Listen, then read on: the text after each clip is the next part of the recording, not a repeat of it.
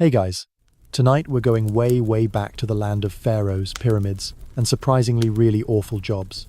Ancient Egypt may sparkle with golden sarcophagi and sacred cats in museums, but let's be real, if you were there, you probably wouldn't be living it up with Cleopatra.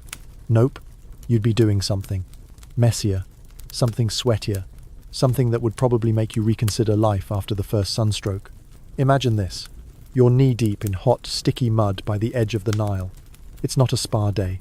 You're holding a crude, splintered hoe, slamming it again and again into the riverbank, your arms already trembling from 4 hours of digging. Your feet are blistered from rubbing against wet sand inside your ancient sandal sieve. You're lucky enough to have sandals. Oh, and that ripple in the water over there? Might be a crocodile, might not. Historians still argue whether the threat was daily or seasonal, but you're not about to check. So, before you get comfortable, take a moment to like the video and subscribe, but only if you genuinely enjoy what I do here. Drop a comment with where you're watching from and what time it is right now. I love seeing that. Now, dim the lights. Maybe turn on a fan for that soft background hum, and let's ease into tonight's journey together. You're not a warrior. You're not a priest. You're not even a baker. You're a canal digger, part of a massive crew hauling baskets of wet soil under the eye of a foreman with a stick and a very short temper. The Nile gives life, sure, but first, it takes a lot of yours.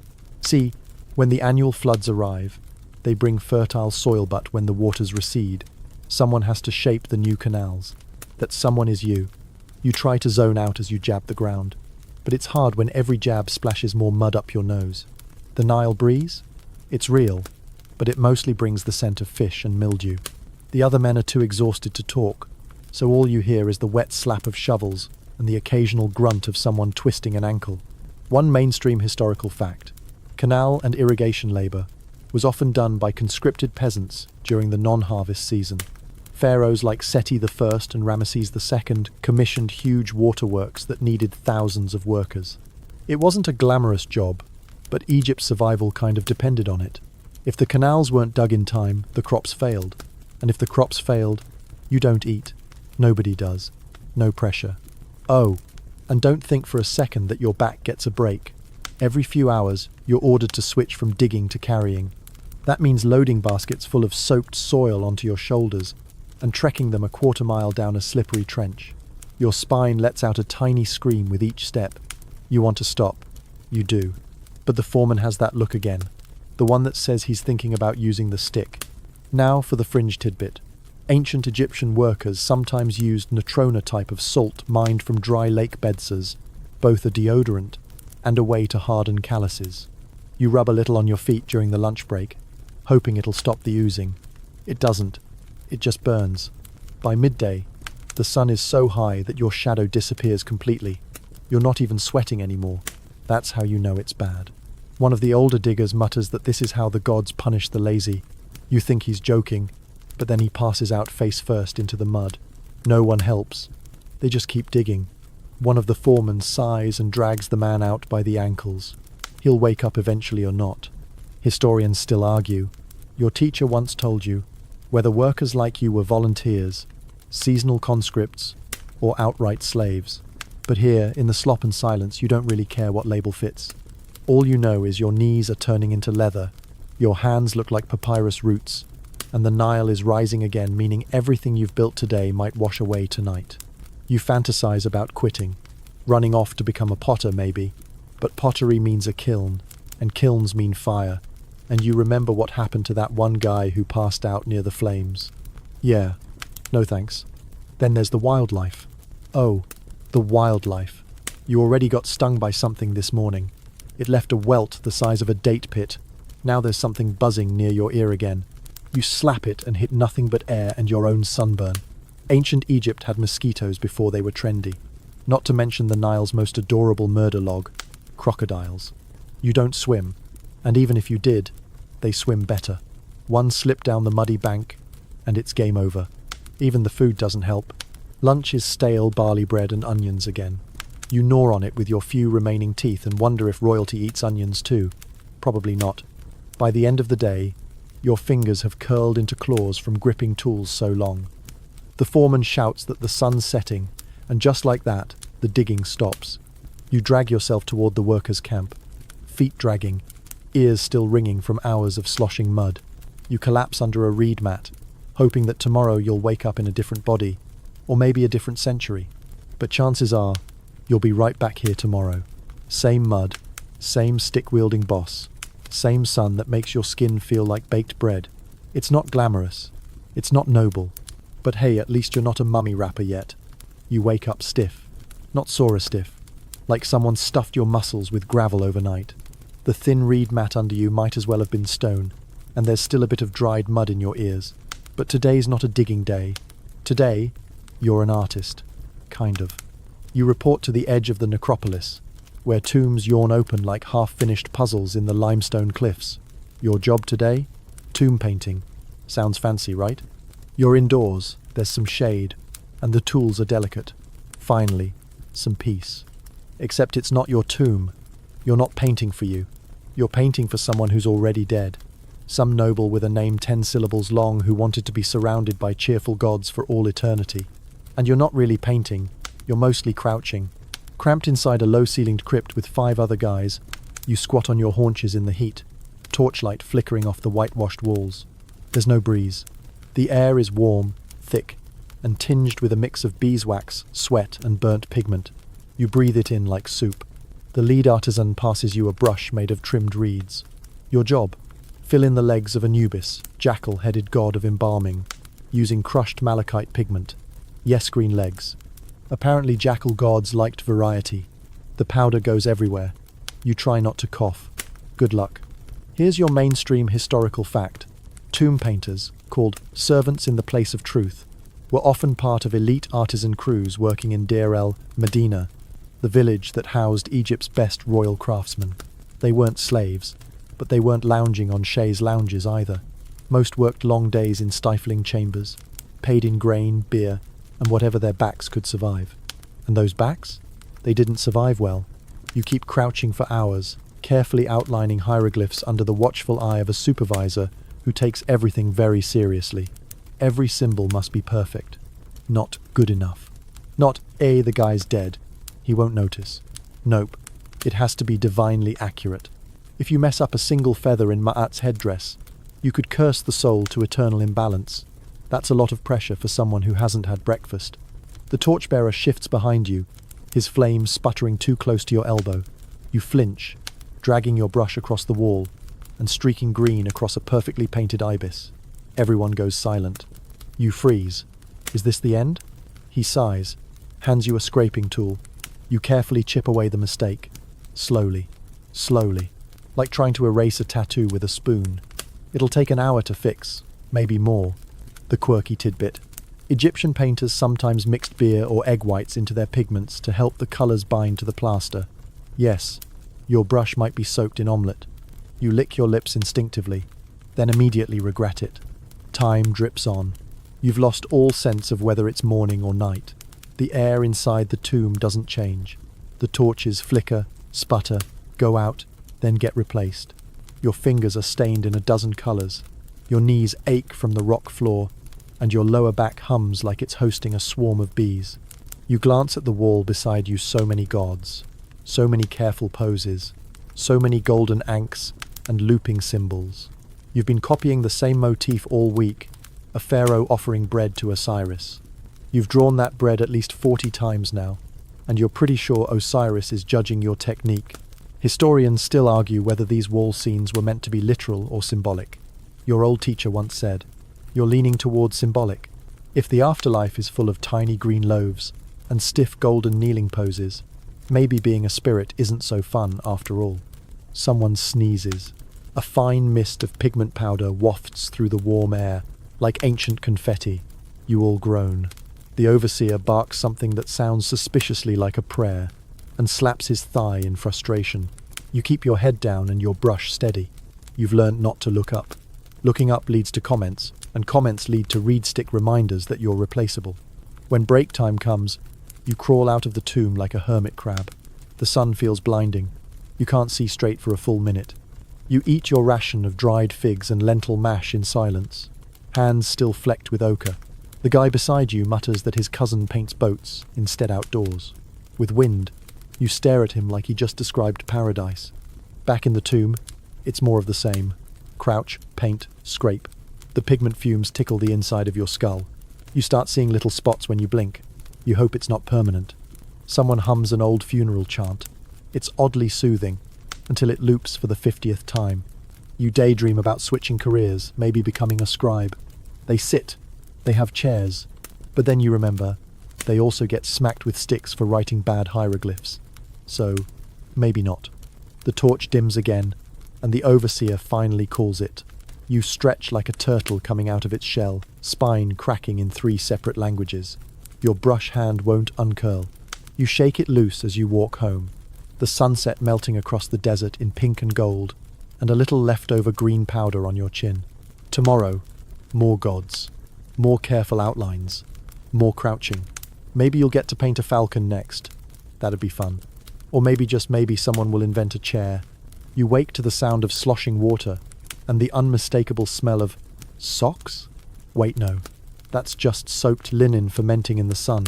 Today, your job moves down to the riverbanks, and it's somehow both cleaner and worse. You're a linen washer now. Specifically, you wash noble laundry. And by noble, we mean people who've probably never so much as picked up their own tunic. Guess who gets to scrub the undergarments of someone worshipped as the living Horus? That's right, you. You trudge barefoot through wet sand, past reeds that rustle suspiciously in the wind. Every splash in the shallows gives you a fresh reason to panic. The Nile may look tranquil, but beneath the surface lurks an entire buffet of wildlife that doesn't care you've got royal underwear to rinse. There's the odd fish, the frequent eel, and oh yes, hippos. Big ones, unpredictable ones. Historians still argue whether hippos were more dangerous than crocodiles, but to you, it's like comparing a runaway chariot to an angry camel. Both ruin your day. The job seems simple enough. You collect bundles of clothing, tunics, loincloths, veils, ceremonial rapsand wade waist-deep into the water. You dip, swirl, and beat the cloth against a flat rock, over and over, until your arms ache. Then you rinse. Then you beat again. Your hands prune up within 20 minutes, and by the hour mark, your fingernails are soft enough to fold. You take a moment to stretch, and immediately get whipped across the back of the legs by your supervisor's reed stick. Apparently, stretching is lazy. Here's your mainstream fact. Linen was the primary textile in ancient Egypt. Flax was spun into thread, woven into sheets, and used for everything from casual tunics to burial wrappings. Maintaining it was a full-time job, and specialized washermen and washerwomen had their own class within temple and palace staff. And no, they weren't invited to dinner. While dunking a particularly stained tunic, you notice something strange stuck in the folds. A little amulet, nothing fancy, just a carved piece of bone. You tuck it back in. Some noble probably thought it would bring purity to their wardrobe. You resist the urge to laugh. There's nothing pure about how this water smells. And speaking of water-fringed tidbit, incoming some Egyptian washerfolk would add crushed lotus petals to laundry, rinse water, both for their fragrance and supposed protective properties. You squint at the flower pile nearby and toss in a few petals just in case. If nothing else, maybe it'll hide the odor hippo you've developed. It's not just washing, it's folding, drying, and laying everything flat along reed lines so that sunlight can do the rest. But the wind keeps kicking up sand, and you find yourself constantly dusting royal underpants with what you hope is clean water. Everything takes longer than it should. The sun is relentless. You try to make a little shade with a tunic. It backfires. The foreman catches you and makes you rinse every garment again. That's 37 tunics, 11 veils, and at least one thing that might be a scarf or a bandage. You'll never know. Someone nearby yelps and splashes loudly. A fish? A frog? A lurking beast? Nope. Just a sudden cramp in the foot. Still, everyone gets twitchy. You're always waiting for something to emerge from the water and casually ruin your day. The reeds crackle now and then, and your imagination paints crocodile shapes in the shadows. You keep one eye on your laundry, and one eye on the ripples. This might be the cleanest and most alert you've ever been. Historians still debate, says the voice in your memory, whether royal laundry was ever seen as a sacred task. You want to believe that. You want to believe this counts for something. But the moment you drop a nobleman's waistcloth into the mud, and get yelled at in front of the crew. You remember, it doesn't. You wring the last tunic until your wrists pop, then hang it in the sun. Your arms are streaked with red from scrapes on the wash rocks. Your shoulders ache. You feel like a fish left to dry, but at least your shift's ending. That's when it happens. A gust of wind. A tunic lifts off the reed line and floats down the bank straight into the river. You panic. You dive. And suddenly you're waist deep again, flailing after someone's third best formal wear as it sails away like it's trying to escape this job too. You catch it just in time, soaking wet, sandy, and wrinkled like a raisin. It's going to take hours to re-wash. You sigh. Of course it's today. The guy next to you mutters something about switching to temple incense grinding. At least the gods don't wear underwear, he says. You snort water through your nose from laughing. It's the only relief you've had all day. By the time the sun starts to dip below the dunes, you've re-washed half your load, and your legs are trembling. You wobble toward the camp, holding your arms out like a sleepwalker, wrists limp and raw. You smell like river silt, ancient sweat, and just the faintest hint of lotus. It's not pleasant, but it's honest work, you tell yourself, even if no one notices, unless the folds aren't perfect. You collapse onto your mat, wondering if there's any job in Egypt that doesn't end with water in your ears, sunburn on your neck, and the sneaking suspicion that hippos are secretly planning a takeover. But hi, at least you didn't lose the tunic. Your fingers are still wrinkled from yesterday's Nile soak, but there's no time to recover. Today, you graduate to something nobler, they said. Something intellectual. You're now an apprentice scribe.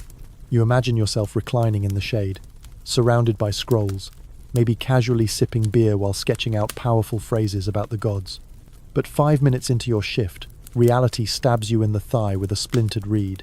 You sit cross-legged on a cold stone bench. The sun isn't hitting you directly, but it's still baking the walls around you. Your knees already hurt. Your teacher, a man with the general disposition of an angry scarab, looms behind your shoulder. You dip your reed pen into a palette of ink, made from soot and gum, and begin to copy again the same passage you copied all morning. Spells from the Book of the Dead, over and over, over and over. You are not allowed to miss a single stroke. The god Thoth is watching, apparently, and so is your instructor's reed stick. Each slip-like making the tail of a cobra curl the wrong way earns you a swift thwop on the knuckles. You've been thwopped 12 times already. Mainstream historical fact. Scribes in ancient Egypt were a respected class, vital for administration, temple rituals, and record-keeping. They were among the few literate people in a world built entirely on written records. But before reaching that point, you had to endure years of brutal training, memorizing thousands of hieroglyphs, grammatical rules, and sacred formulas. And if you're wondering how many signs there were, scholars still argue whether it was around 700 or over 5,000, depending on whether you include cursive variants, religious signs, or divine gibberish. Only your instructor seems to understand. The scroll in front of you curls slightly at the edges. The ink smells earthy. The reed pen squeaks against the papyrus when it's dry, but if you dip too deep, it drips and smudges. You're expected to control everything. Your grip, your pressure, your focus, and your bladder, because asking for a bathroom break is a good way to end up copying double after. The guy next to you has an ink blot on his eyebrow. You stifle a laugh. You're too tired to laugh properly. You've been sitting still so long. Your legs are asleep, and your right eye has developed a twitch from the strain of trying to perfectly align each row. Now for your quirky tidbit. To train memory and penmanship, apprentice scribes were sometimes made to copy insults or self-deprecating phrases again and again lines, like "I am worse than a donkey at writing," or "My handwriting brings shame to my family." It's character building, allegedly. Midday arrives and the ink wells dry out faster in the heat. You fan yours with a broken fan someone left behind last week. The reed pen splinters again. You suck the edge smoothies with your mouth. It's gross, but what choice do you have? You're not allowed a new one until you finish this section. You manage to copy 12 perfect lines. 12. That's a personal record. The instructor nods, wants approval, and then hands you another sheet. The exact same text. You begin again, heart sinking like a stone in the Nile. You blink and realize you've copied the wrong column, wrong order, wrong sequence. You erase very carefully with a bit of sand on cloth, It scratches the papyrus. The spot looks frayed. The panic sets in. What if it tears? What if he sees? He sees. You get thwopped. Twice. You dream briefly about being a baker. Bread sounds better than blotches. Still, you press on. Writing isn't glamorous yet, but one day you'll get to record something real, maybe inventory, a temple's offerings, or document a pharaoh's dream. But for now, your only dream is not falling asleep with your head on your own ink pot. Your break arrives, which really just means switching tasks. Now you're on scroll, rolling duty. It's delicate work, folding finished pieces for storage. You're told not to breathe heavily while doing it. You sneeze once. You're reassigned to sweeping. Your arms buzz with muscle fatigue. Your fingers ache. Your eyes sting from squinting at curls and loops and little bird symbols that all blur together. And you still haven't figured out whether that one shape is a vulture or a seated woman. Honestly, maybe it's both. Historians still argue whether scribes actually memorized entire texts. Your instructor drones while pacing, or relied on reference scrolls. You personally hope for reference scrolls. If not, you'll be expected to carry the Book of the Dead around in your brain until you die. How's that for irony? Afternoon bleeds into evening. The ink gets lighter. The flies return. You swat one with a papyrus scrap, and instantly regret it now there's a smear on someone else's scroll. You slide it under a stack and pretend it never happened. Finally, the call to stop. You stretch your legs and immediately fall over. Your knees don't know how to be straight anymore. You limp home, one hand stained with ink, the other still twitching in invisible hieroglyphs. Being a scribe one day might get you respect. Might. For now, you're mostly a spell copying, insult writing, ink blot dodging, knuckle thwopped apprentice with a headache and a sore behind. But at least your laundry is someone else's problem today. You wake up and immediately wish you hadn't. Your thighs feel like they've been pinched by angry deities all night. Turns out, crouching and scribbling for 12 hours leaves its mark. But no more sitting today. Today, you're on your feet and in the marsh. You're now a reed cutter. That's right. It's your sacred duty to slice, bundle, and haul the papyrus reeds that will eventually be turned into scrolls, boats, mats, or if you're especially lucky, sandals for someone who doesn't know your name. Glorious. The air is thick, wet, not just humid soupy. The marsh breathes like a sleeping animal. You wade into it just after sunrise. Sandals already soaked, toes curling in slime. Flies circle your ears. A heron watches you from a distance like it's judging your work ethic. You glare at it, then focus on your first task, hacking through a tangle of shoulder, high papyrus stalks. Your blade is dull. It always is. No one sharpens these things, because blunt builds character. You start sawing away at the fibrous stems, arms already glistening with sweat. The reeds slice back. They may look innocent, but these things can cut. Thin blades of nature, snapping across your forearms like little green whips. You suck on a fresh nick before it bleeds too much. Mainstream historical fact. Papyrus was vital in ancient Egyptian society, used as paper, insulation, and even fuel. The plant grew in abundance along the Nile's marshy edges. Workers harvested it in thick, humid groves, often up to their waists in muck. It was both a blessing and a backache. You bend to grab a stalk and feel something squish between your toes. You freeze. Is it a fish? A frog? A water snake? You don't stick around to find out. You shuffle a step sideways, trying to look casual, like you meant to sidestep impending death. Here's your fringe fact. Some workers chewed on papyrus root like ancient chewing gum. Supposedly it freshened breath. You pull a piece from your bundle and give it a try. It tastes like damp celery mixed with despair. You spit it out. The sun climbs higher, and the sweat turns from light shimmer to full-on internal flood. You can feel your shirt clinging to your back. Every time you straighten up, your spine cracks like a scroll being unfurled. You try switching, cutting hands. It helps for 5 minutes. Then both wrists go numb. Historians still argue. Your cousin once told you while doing absolutely nothing helpful, whether reed harvesters were paid labourers, or just local farmers doing extra duty. Either way, you haven't seen a single coin, and your dinner last night was 2 cucumbers and half a dried fig, so you're not feeling particularly salaried. Around midday, you take a break on a dry patch of bank, swatting bugs with your shirt. There's no shade. The breeze brings no mercy. You sip from a cracked ceramic jar of lukewarm water and wonder how long your sweat-soaked loincloth will take to dry. Judging by your current state, probably never. You stack your first bundle of cut reeds and sling it across your back. It's heavier than it looks. The papyrus might be hollow, but bundle enough of it and it's like wearing a mattress made of damp spears. You trudge toward the depot a few hundred paces away, slipping more than once on wet stone and losing a few reeds to the marsh. You don't stop to retrieve them. Not worth being eaten. The second trip is worse. The sun's directly above now, and the reeds seem to multiply the more you cut. Every time you think you've cleared an area, more stalks wave mockingly in the breeze. You grumble to yourself and swing your blade with renewed resentment. You try making it fun. You pretend you're clearing a path for the gods, that every swipe carves order from chaos. But chaos sure grows back fast. And it buzzes. You smack a mosquito the size of a lentil off your neck and wonder how many bites until you just float away in your own itchy agony.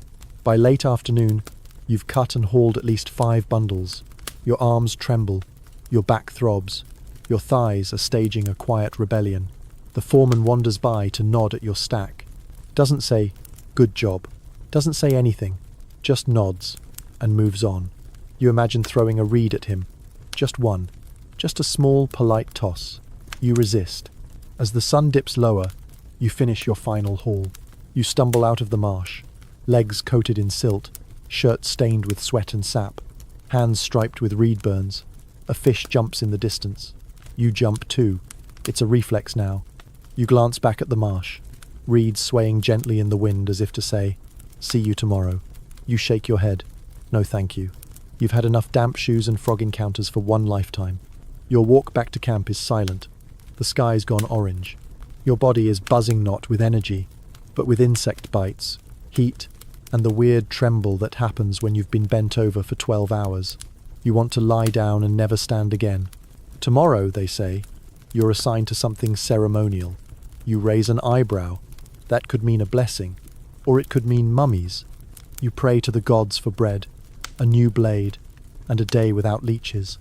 Ceremonial, they said. Important, they said. You should have known better. Today, you're not working with the dead. You're working on them. You've been assigned to the embalming crew. Specifically, you're a mummy wrapper.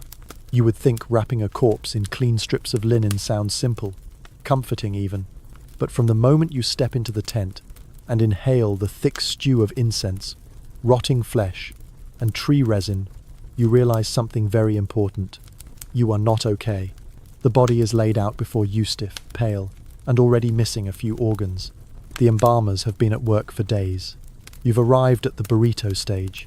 Your job is to wind linen around every bit of what remains, soaking each layer in resin that smells like ancient pine and regret. It's sticky. It's smoky. It gets in your hair. It never leaves your nose. Mainstream historical fact. The mummification process in ancient Egypt could take up to 70 days. It involved removing internal organs, drying the body with natron, a type of salt, and wrapping it with hundreds of meters of linenol to preserve the soul's vessel for eternity. It was spiritual, sacred, and, apparently, incredibly stinky. You try not to gag. It's not polite. Also, there's nowhere to do it privately. Your first roll of linen sticks to your hand as you press it into place. You're told to chant something quietly, words of protection for the deceased. But all you can focus on is how warm the tent feels, how thick the smoke is, and whether or not the ankle you just wrapped twitched. It didn't. Probably. You bend to wrap the feet. The resin drips. Your hands are already coated with it, so everything you touch sticks. You get linen on your elbow, resin on your ear. A fly lands on your nose. You can't swat it, because you're elbow deep in someone's shin. Here's your quirky tidbit. Some embalmers stuffed bodies with sawdust and onions to restore a lifelike shape. Onions. You glance down and swear you see one peeking out from beneath the ribcage. You're hungry now and horrified. You settle for being both. Historians still argue, the embalmer mutters while sharpening a tool nearby, whether all mummies were treated equally or if poorer ones were rushed. You already know the answer. You've seen the difference. Rich bodies get frankincense. Poor ones get charcoal and a rushed chant. This one? Somewhere in the middle. They gave him scented oil, but only on the chest. Time drags like linen unrolling in slow motion. You wrap and wrap. Arms. Fingers. Each finger separately, of course. Thumb. Index. Middle. Then wrap the whole hand again. Repeat for the other side. You lose track of time. The incense makes your head float. You start humming something tuneless, just to stay awake. Your foreman reminds you not to wrap too tight. We're preserving, not choking. You nod and adjust. The bandage slips. You start over. Your fingers cramp. Your knees ache. You glance longingly at the water jar, but can't stop not unless you want to come back later and find beetles where the face used to be. Someone knocks over a jar of resin. It splashes across the floor, a sticky amber pool that smells like a forest died. The guy responsible swears under his breath and begins scooping it back into the jar with a shard of broken pottery. You pretend not to notice. You're halfway through the torso when the sun begins to drop outside the tent flap. You've been at this all day, and you're not even near the amulets. Yes, amulets. Because after the first layer, you have to insert charms between wrappings. There are dozens of them, each with a specific meaning. The Eye of Horus over the chest, a scarab over the heart, a tiny snake at the ankle. Miss one, and supposedly the soul gets stuck in a cosmic traffic jam on its way to the afterlife. You pause to wipe your forehead, but your hand sticks to yourself. You've wrapped legs, arms, hands, torso. Only the face remains. You dip a brush into hot resin and paint it across the linen, sealing it. It looks glossy, and vaguely smiling. You back away slightly, just a precaution. Later, you assist in moving the wrapped body to its coffin. It's heavier than it looks, partly due to the resin, partly due to the weight of all your regrets. You carry one end. The man in front of you is taller and takes the weight unevenly, so your corner dips. You stagger forward and bump the wall. The body shifts. Everyone freezes. The silence is sacred and awkward. Eventually, the chief embalmer clears his throat and mutters that the gods forgive clumsy hands. You silently hope they do. By nightfall, you're back at camp, hands still sticky. You scrub them with sand, then with water, then with something that smells like goat fat. Nothing works. The scent of resin clings like a second skin. You smell like a holy pine cone. Tomorrow, you hear, you're moving to incense grinding. You briefly wonder if you'll still be able to smell anything by then. But at least the mummies are done. For now. Your nose still tingles from yesterday's embalming tent. But you've made it through the worst, right? Not kite. Today you're working in the temple incense workshop, a job that sounds calming, maybe even mystical. You imagine a quiet room, scented air, meditative chants. You imagine wrong. You step inside the grinding hall and immediately start sneezing. There's incense in the air. Yes, but not the gentle kind drifting lazily from altars. This is the raw, ground up, sneeze-activated, lung-coating kind. You blink through the haze and see what's ahead. Massive stone mortars, sacks of dried resin, tree bark, crushed flowers, and something that might have once been a cinnamon stick or a centipede. It's hard to tell. The head grinder, an elderly man with no eyebrows and a permanent cough, hands you a pestle the size of your forearm and grunts toward a pile of frankincense chunks. You kneel, scoop them into the mortar, and begin pounding, and pounding, and pounding. Mainstream historical fact. Ancient Egyptian temples used enormous amounts of incense, especially kyphi, a complex blend of ingredients like honey, wine, raisins, cinnamon, myrrh, and other herbs. Preparing it wasn't divine work. It was hard labor, requiring long hours of grinding, mixing, and measuring by temple workers, who rarely touched the actual altars. You lift the pestle and let it fall, again and again, rhythmically. The chunks break down into coarse grains, then into finer dust. You're not allowed to stop until it's a smooth powder soft enough to scatter with a breath. Ironically, your breath is gone. You wipe your nose and realize it's black from resin powder. You look like you've tried to kiss a fireplace. You try not to inhale through your mouth, but that doesn't help much when everything smells like sap and peppery smoke. Quirky tidbit.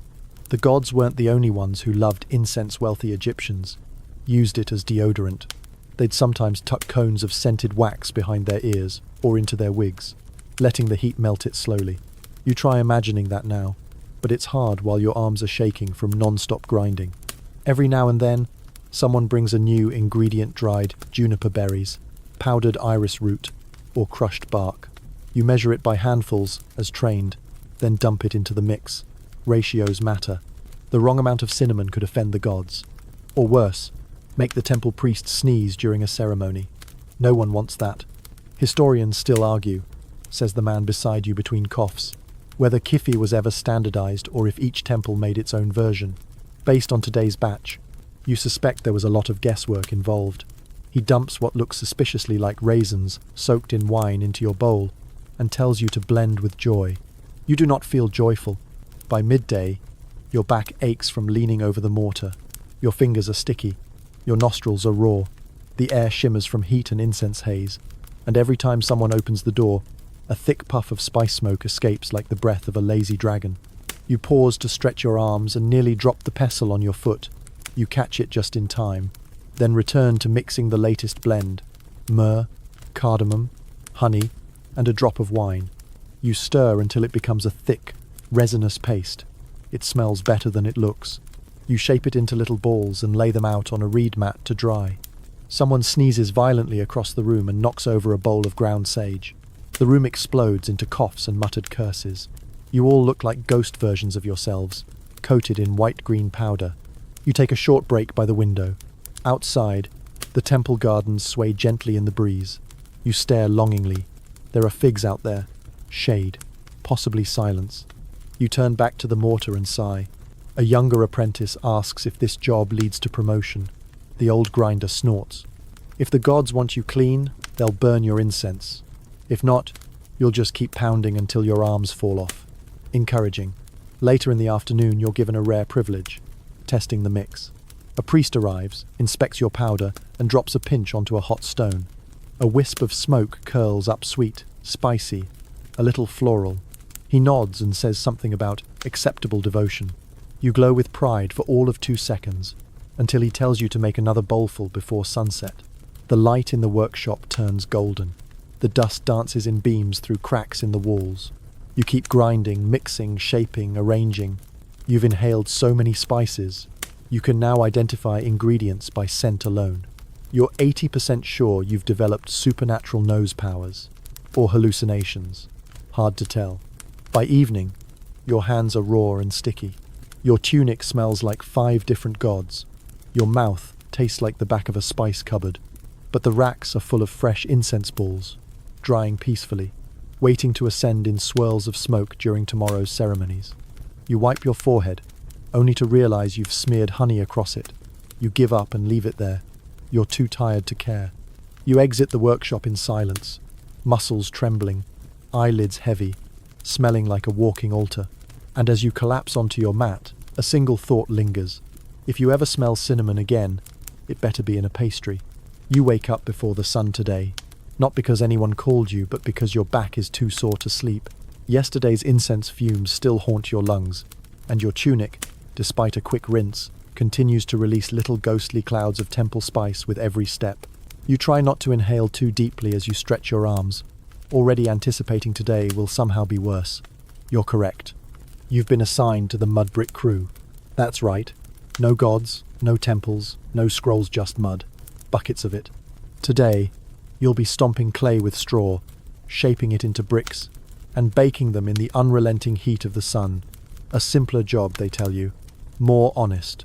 But the moment you arrive at the brickyard, you understand. It's not simple, and it's certainly not honest. It's just blistering. The earth is already warm under your feet, even in early light. A shallow pit has been dug out from the bank, and men are filling it with water, clay, and chopped straw. The mixture smells like wet hay, sour milk, and something worse. You step in without hesitation, because hesitating just means more yelling, and the mud swallows your feet instantly, sucking at your ankles like it's trying to convince you to stay forever. Mainstream historical fact: mud brick was the foundational building material in ancient Egypt. Unlike the limestone blocks reserved for temples and tombs, mud brick made up most homes, palaces, walls, and storehouses. It was cheap, plentiful, and miserable to produce. Workers would stomp the wet clay with straw to strengthen the bricks, and then mold them into wooden forms to dry under the sun. You stomp and churn. The mud squelches and oozes between your toes. Your legs are soon coated in a paste that clings like a second skin. It doesn't just sit on you, it becomes you. You twist and shift and stomp, arms flailing slightly for balance, while the foreman paces the pit's edge, shouting reminders like, "Faster!" and "Deeper," as if this were a sacred ritual instead of a footbath from the underworld. The straw scrapes your skin with every step. At first, it tickles, then it stings. Eventually, it just cuts. You feel little abrasions forming along your calves, grit working its way into your paws.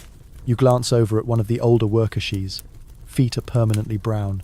Not stained, not painted, just absorbed into the earth. You try not to think about it too hard. After an hour of stirring and stomping, you're handed a shovel and told to scoop the mix into molds rectangular wooden frames laid out in neat rows like a bakery for very sad bread. Each mold must be filled completely, smoothed flat, and then carefully lifted to preserve the shape. Your first one collapses, your second holds, but tilts. The third looks acceptable, maybe. Your arms burn from the repetitive motion. Scoop, press, smooth. Scoop, press, smooth. Again and again, under the sun that now begins to rise with absolute cruelty. The light reflects off the drying bricks like a polished mirror, blinding you with its fierce glare. You squint, but the sweat running into your eyes doesn't help. Quirky tidbit. Workers sometimes urinated into the clay to improve its consistency, though this was more common in other ancient cultures. In Egypt, animal dung was occasionally mixed in. You think about this as you accidentally smear some mud across your face and spend the next 10 minutes contemplating every life decision that led to this moment. As the morning drags on, your body enters a rhythm, not because it's comfortable but because it's the only way to survive. You scoop, you press, you breathe shallowly. Your tunic is soaked, not just with sweat, but with mud splashes, straw bits, and something that smells suspiciously like donkey. You haven't even reached the turning phase yet. Once bricks are half dried, they must be flipped, gently, otherwise they crack, and cracked bricks are not forgiven. You move cautiously between rows, lifting the edges of each fragile block with your fingertips, praying they hold. Most do. One doesn't. You hear the fracture before you see it, a soft crumble. The foreman's head snaps in your direction. You brace for yelling, but he just sighs and adds another tally to a board nearby. Too many tallies, you're told, and you'll be reassigned. No one says to what. Historians still argue. You recall hearing once in the market whether large-scale brick-making operations used conscripted labour or paid seasonal crews. You're not sure what group you fall into, but considering your pay was a half loaf of dry bread this morning, you're leaning toward regrettably committed volunteer. Lunch comes, if you can call it that. A handful of dates, a jug of warm water, and shade that smells like a goat has been living there recently. You sit on an overturned bucket and stretch your legs, noticing that your feet now look more like objects than limb-slumpy, greyish-brown, coated in drying clay that flakes off in tiny scales. You brush it away, and more flakes take its place. Back to work. Now it's time to stack. The dried bricks must be carried to the storage site, carefully arranged in tall, perfect walls. You sling 3 bricks into a crude sling across your shoulder. The weight surprises you. Each brick feels like a wet stone. Your knees buckle a bit on the first trip. By the third, you've learned to shuffle, not walk. You preserve energy that way. You don't lift with your back. You just lean into the pain and hope it doesn't lean back. By mid-afternoon, the ground feels like it's bouncing. Your eyes blur. Your mouth is dry. The foreman offers you a cracked jar of water. You drink, half grateful and half certain it came from the same pit as the mud. You think about switching careers again, maybe rat chasing. That can't be worse than this.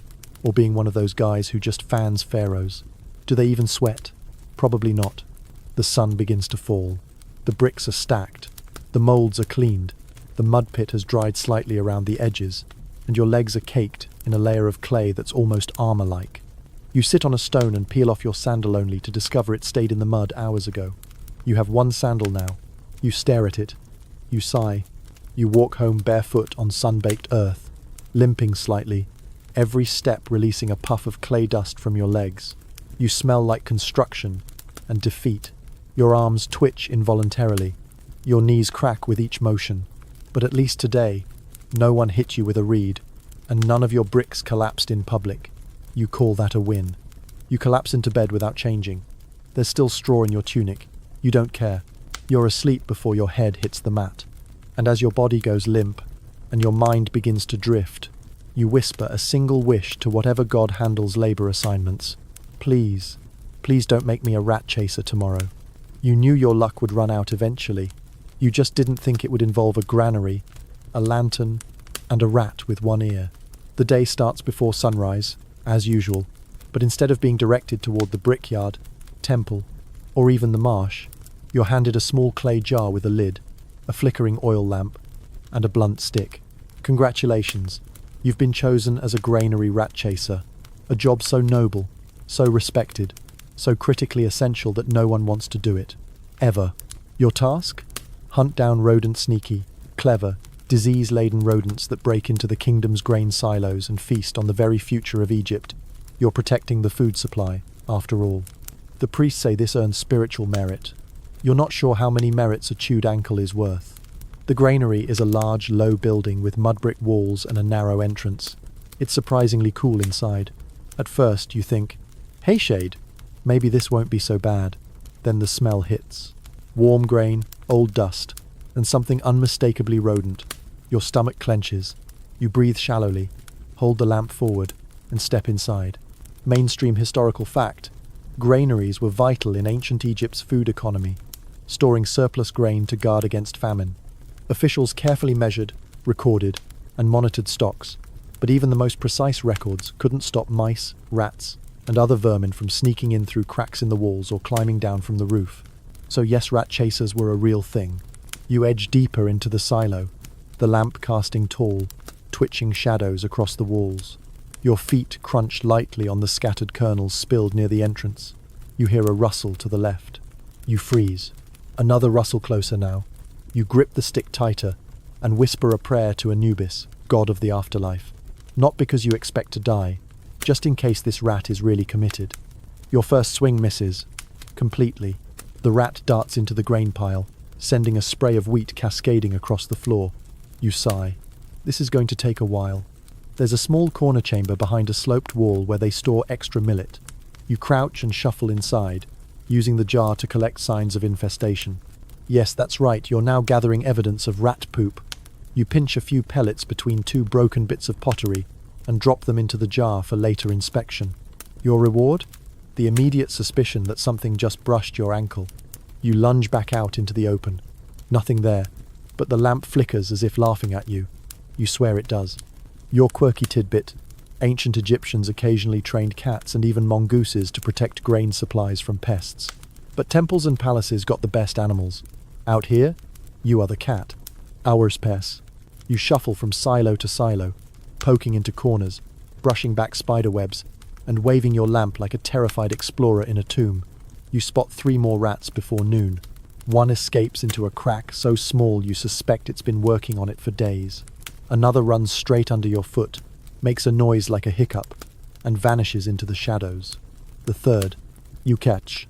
You stun it with a lucky swipe of your stick, and quickly trap it under a pot lid. You slide a flat board underneath and triumphantly walk it out to the courtyard, heart thumping, holding it like a defeated demon. The foreman looks at it, shrugs, and tells you to throw it into the Nile. "Maybe a crocodile will appreciate your efforts," he says with a grin. You return to the silo and feel something shift underfoot. One of the floor tiles creaks oddly. You kneel to inspect it and discover a loose stone. You lift it. Beneath, a tunnel, dug deep, reinforced with straw. You stare at it for a long moment. Then you lower the stone and walk away slowly. Whatever made that tunnel deserves the grain. Historians still argue whether grain losses from rats were severe or mostly symbolic in temple records. You remember hearing once. All you know is that your back hurts, your knees are bruised from crawling, and there's wheat dust in places. Dust was never meant to go. After lunch, some dates, and 1 hard-boiled egg, you're assigned to restack grain jars. Each one weighs more than it looks, and they've been arranged with all the grace of a collapsing pyramid. You brace your arms, bend low, and begin hauling. The jars are ceramic, round-bellied, and absolutely designed to roll out of your grip the moment you think, "I've got this." You nearly drop the first one. You actually drop the second. It cracks, but doesn't break. You offer a silent thanks to any god who accepts prayers of incompetence.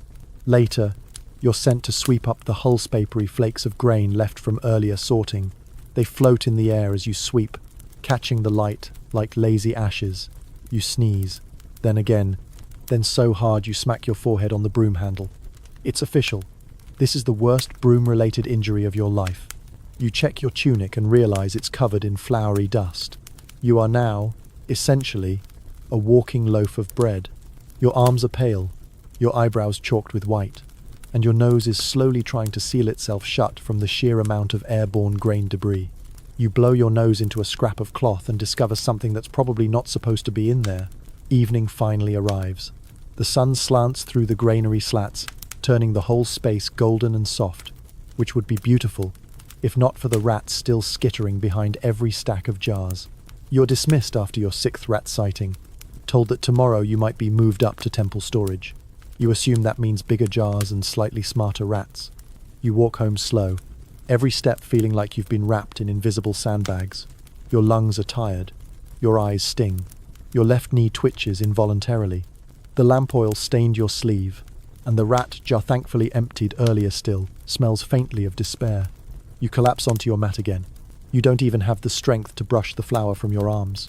You just lie there, staring at the ceiling, wondering if somewhere out there, a noble is complaining that their bread tastes a bit dusty today.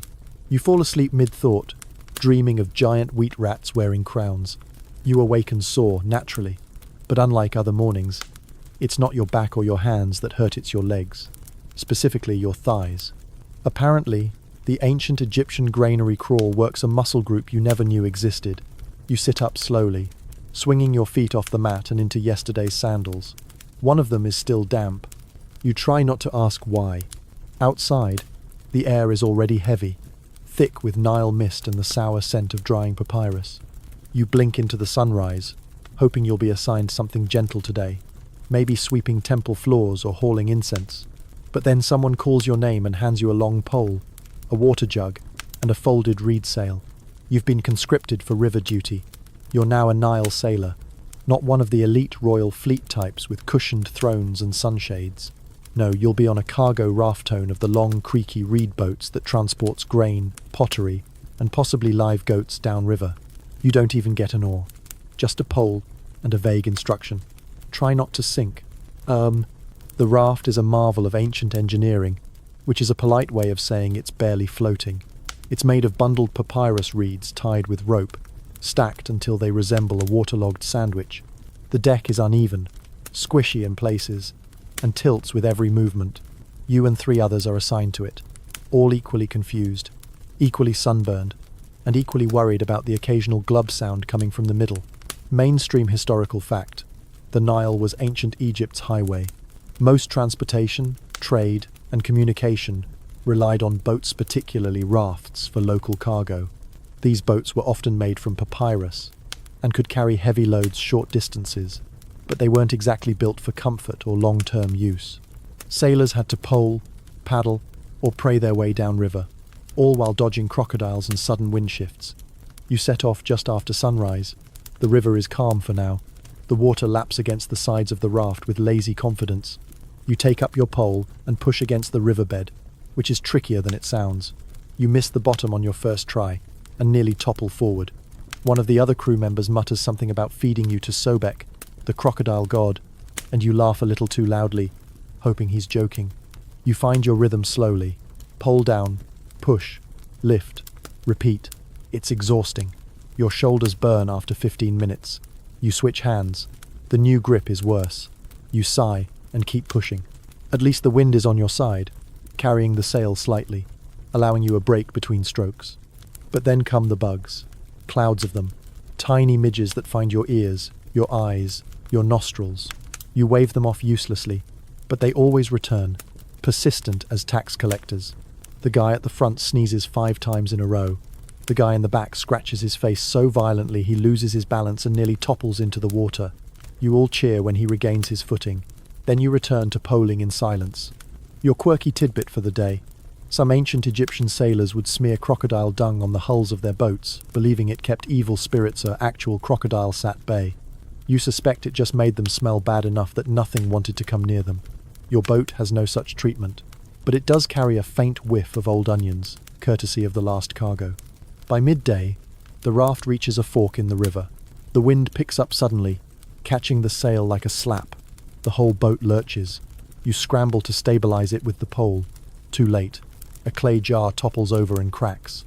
A small basket of millet tips into the water. You lean to grab it too, Farron splash. You're in the Nile. The shock is immediate. The water is cooler than expected, and your first instinct is to panic. Then you realize you can touch the bottom, so you stand, coughing and wiping algae from your face. You hoist yourself back aboard with help and lie flat for a moment, water dripping from your sleeves and sandals squelching like frogs. The rest of the crew is laughing. You manage a weak smile. It's fine. You're fine. Just wet. Possibly cursed. But that's a problem for later. Historians still argue whether these smaller boats had assigned crews or if villagers rotated through based on need. Someone mutters. Judging by today, it's the latter. Your team of soggy misfits barely knows how to tie a rope, let alone navigate. You press on. The raft slows near a bend, and you're ordered to dock temporarily so a priest can inspect the cargo. You pole it to shore more gracefully this time and anchor with a rock. The priest arrives, robes billowing, and performs a short blessing. He sprinkles something on the jars. Possibly wine, possibly water, possibly goat sweat. You can't tell. He departs without saying a word. You get back to work. Later, the wind dies. The sail droops. You're back to poling. The river current pushes against you like a bored wrestler. The raft barely moves. Your arms are trembling now. You've sunburned the tops of your hands. Your water jar is nearly empty. Your sandal has started making a new squelching noise with every step, and you're positive it's judging you. You try to distract yourself by watching the shoreline. Herds of cattle graze in the distance. A fisherman waves from a narrow boat. Children splash near the shallows. You wonder, briefly, if any of them know where you're going. You're not sure you know anymore. Eventually, mercifully, the village docks come into view. You drift toward them with all the grace of a very tired goose. The cargo is offloaded by a new set of workers, and you're dismissed with a short grunt from the foreman. You try to stand, but your legs no longer work the way you remember. You sit on the shore for a while, watching the ripples, thinking about how strange it is that something so peaceful-looking can be so exhausting. You walk home at dusk, shoes wet, shoulders red, hair stiff from river spray. You smell like silt and resignation. The raft is already forgotten by everyone but your calves, which throb with each step. You finally arrive at camp, curl up in your mat, and whisper into the cool air, "Let me work in a stable tomorrow, or a bakery, or literally anywhere that doesn't float." You close your eyes and fall asleep to the phantom rocking of a boat that never really felt like it was afloat in the first place. Your body is still swaying when you wake up, an echo of yesterday's raft ride baked into your bones. You sit up slowly, joints clicking like ancient gears. You think, maybe today will be different. Maybe something clean, respectable, simple. Then someone tosses you a wooden shovel. The smell hits you before the words do. You, dear reader, have been promoted to the proud and pungent position of public latrine cleaner.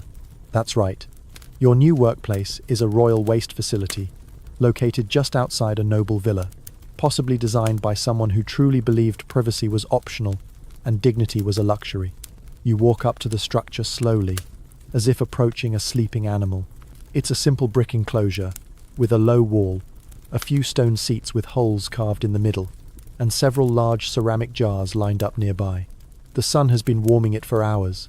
It shows. You take your position and inhale through your mouth, which you immediately regret. The air inside the latrine is dense, like it's been stored in sealed jars and just released. It clings to your nose hairs. It settles in your throat.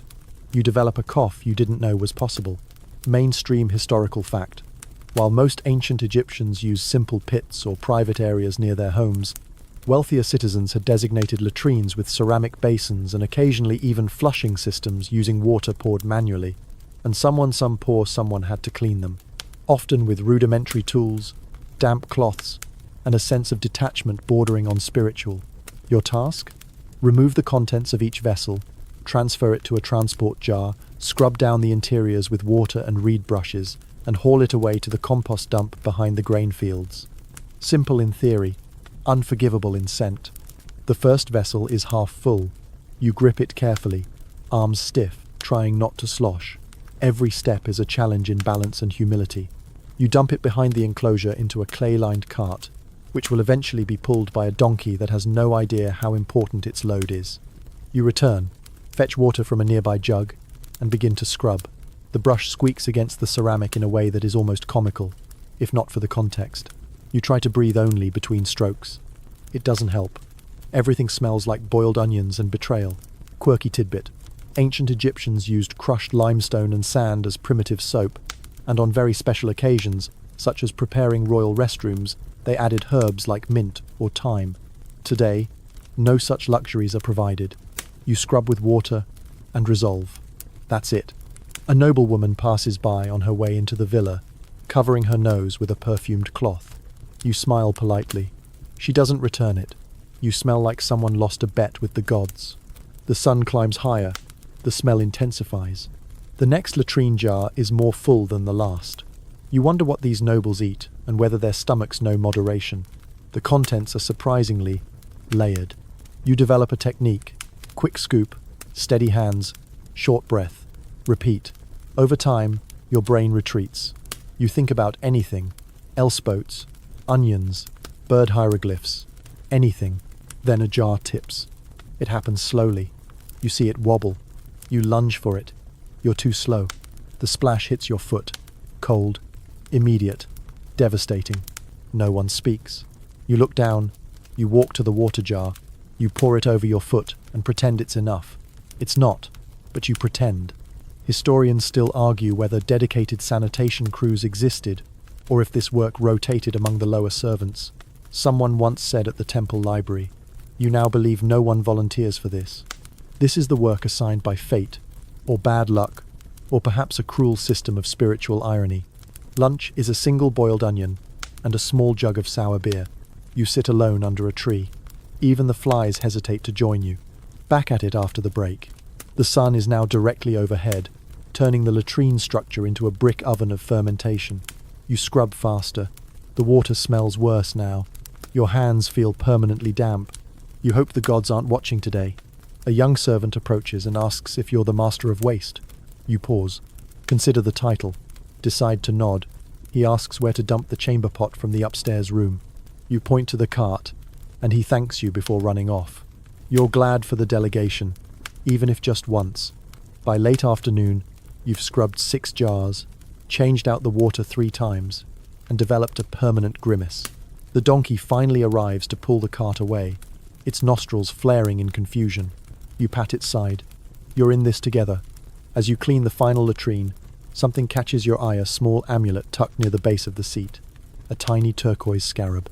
Likely dropped, or left as an offering. You pick it up, wipe it clean, and tuck it into your belt. A small gift from the gods of waste, perhaps. You stagger back to your mat by sunset. No one sits near you. Understandably, you wash your hands 3 times. It's not enough. You rinse your foot again. Still not enough. You rub natron under your arms and burn your nose doing it. You lie down and stare at the stars. Somewhere, someone is feasting in a palace, fanned by servants, unaware of the people cleaning after their digestion. You sigh. Still, there's a strange sense of pride. Your work kept the villa clean. Your hands smelly though they are kept someone's day comfortable. You've done your part. You curl onto your side and drift into sleep, praying for something anything less fragrant tomorrow. You're not sure what wakes you. Maybe it's the quiet. Not the usual early morning murmurs of sandals on sand or the clatter of tools and pots, just silence. For a brief moment, you think you've been forgotten, left off the duty roster. Maybe you've earned a day of rest? But then a hand taps your shoulder, and a low voice says, "Tomb shift." Your stomach sinks. You've heard of the tomb shift. Everyone has. It's the job that rotates through the ranks when no one else wants it. Not because it's hard, exactly, but because of what it does to the mind and the soul. You're now a night guard at a graveyard. Your job: stand, watch over a noble's tomb for 12 hours in near total darkness, ensuring that no one living or otherwise gets in or out. They give you a torch, a reed mat, and a long wooden staff. That's it. No companions, no food, and no guarantee that something won't go bump in the night. You follow the assignment runner up into the hills, where the cliffs turn pale under the moonlight, and the desert wind whistles through long-abandoned chambers. The tomb in question is freshly sealed, the limestone blocks still bearing the fingerprints of masons. A small altar sits in front, offerings of bread and onions already half picked over by desert animals. Your post is just outside the narrow entrance. You sit on your mat, light the torch, and try to feel brave. Mainstream historical fact: grave robbing was a serious problem in ancient Egypt. Many tombs were looted within decade, even years of burial, despite strict laws and brutal punishments. To deter thieves, some sites employed guards or caretakers, especially in the earliest days after a burial, when tomb contents were fresh and the risk of desecration high. The wind picks up, sand hisses against stone. You wrap your tunic tighter and shift on the mat. The heat of the day is long gone. The desert can freeze at night, and you feel it now in your bones. The torch crackles. You stare into its light, like it's the only real thing in this world. You begin to notice things, subtle things. The way the torch flickers when there's no wind. The distant sound of stones shifting, probably a jackal, or a snake, or your imagination. You hum to yourself for comfort. A funeral song, ironically. The tune your grandmother used to sing when someone passed on. It doesn't help. Oars drag. You count stars. You speak aloud to yourself. You get up and pace. You squat and listen. Every few minutes, your mind reminds you of something dumb like that curse you overheard the embalmers whisper about, or the story of the spirit who haunts unfinished tombs, looking for a better one. Quirky tidbit. Some Egyptians placed wax figures of servants in tombs, called ushabti, believing they would come to life and serve the deceased in the afterlife. You suddenly remember that this tomb had over 50 of them, life-size, carved in eerie detail. You think about them stirring in the dark behind the sealed stones. You tell yourself not to think about that again. Then you hear it. A soft shuffle. Not wind, not sand. Footsteps. You freeze, clutching the staff with both hands. The torch sputters. You hold it high. A shadow moves across the rocks. It stops. You call out, your voice hoarse, barely above a whisper. Nothing answers. You strain your ears. Another sound closer this time. You rise to your feet, stepping carefully toward the movement, torch held like a shield. Your heart thuds so loud it drowns the wind. Then, just at the edge of the firelight, a jackal, thin, starving. It stares at you with glowing eyes for a long moment, then slinks back into the dunes. You exhale so hard you nearly pass out. You laugh, softly, nervously, alone. Historians still argue whether these night watches were ceremonial or truly functional. A scribe once told you during temple cleaning. You now believe they were functional. Entirely so. Because if you hadn't been here tonight, that jackal might have done something unthinkable to the offerings, or worse. You sit again, torch lowered, hands shaking. The hours pass slower than before. You drift into half sleep, jerking awake at every sound. You talk to yourself more. You promise to never complain about bricks or rats or latrines again if you survive this. Just before dawn, the eastern sky begins to pale. The stars fade. The cold lifts, replaced by the anticipation of morning. You stand and stretch. Your knees crack like dry clay. The torch dies in your hand, its last curl of smoke carried off by the wind. Someone approaches your relief. A young man, fresh-faced and overconfident. He asks how the night was. You stare at him and say only, "Quiet." Then you walk down the slope toward the river, toward warmth, toward noise, toward life. And as the tomb disappears behind you, tucked into the cliffside like a held breath, you feel a strange sort of peace. You've watched over the dead, and they've watched back. And now, as your journey through the worst jobs of ancient Egypt draws to a close, your breathing begins to soften. You've trudged through marshes with leeches between your toes, wrapped the long dead in linen soaked with resin, and nearly lost to Sanderland your dignity in a noble's latrine. You've sailed on reed rafts that weren't sure they wanted to float. You've chased rats in silence, pounded incense until your arms gave out, and kept vigil while the spirits of the tomb rustled just beyond your firelight. Each job difficult, strange, forgotten, held its own rhythm, its own discomfort, but also its own quiet nobility. The canal digger carved life into the land. The tomb painter preserved the memory of a soul. The rat chaser protected the future. Even the latrine cleaner ensured order in a world that prized harmony above all. So, as your muscles ease and your thoughts begin to drift like silt in the Nile, remember this: even the lowest laborer carried the weight of civilization on their shoulders. Their sweat paved the roads of eternity. Their calloused hands fed empires.